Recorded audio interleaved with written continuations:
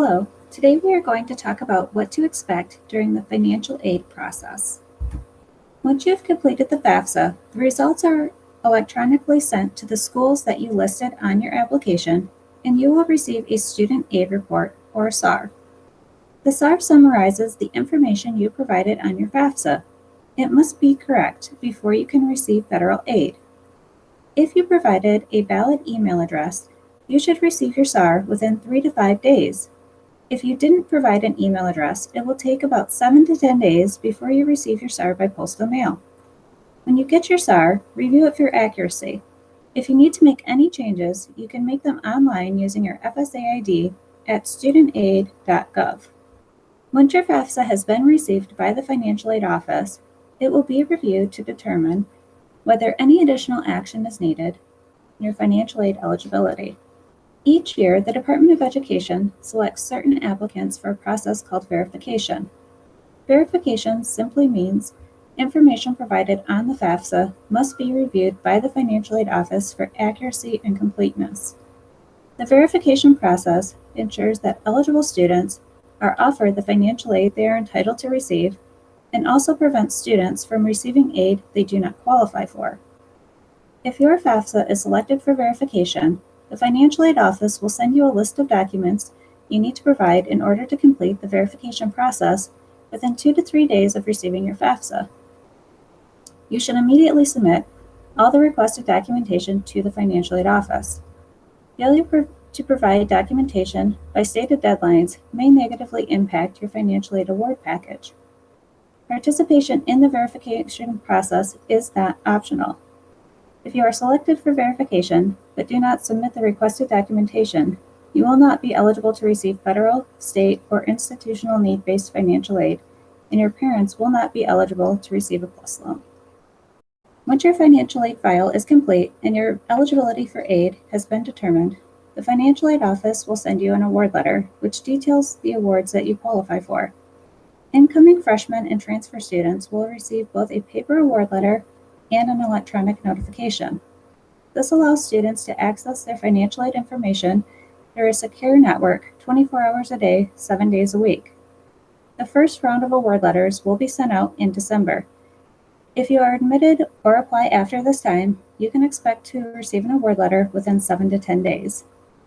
Some of the terms you may come across when working with your financial aid include expected family contribution, or EFC. This is an index number that we use to determine how much financial aid you are eligible to receive. Cost of attendance.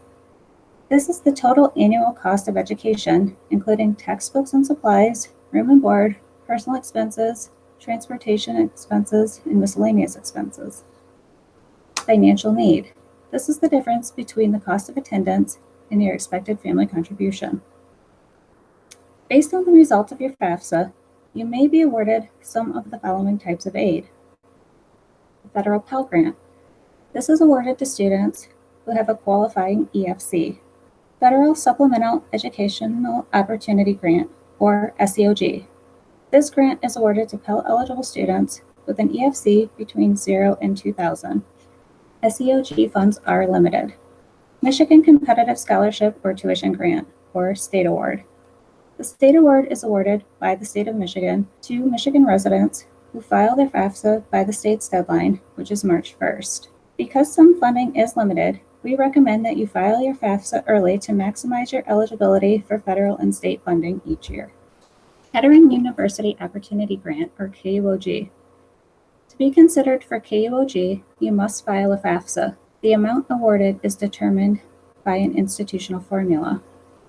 Federal Work Study is a position that, if you're interested, you can work on campus and earn money while taking classes. This is separate from your co-op and is not mandatory for you to participate in. Kettering University offers a maximum of $1,200 per academic year to students who demonstrate need. Federal Direct Loans. Federal loans are awarded last.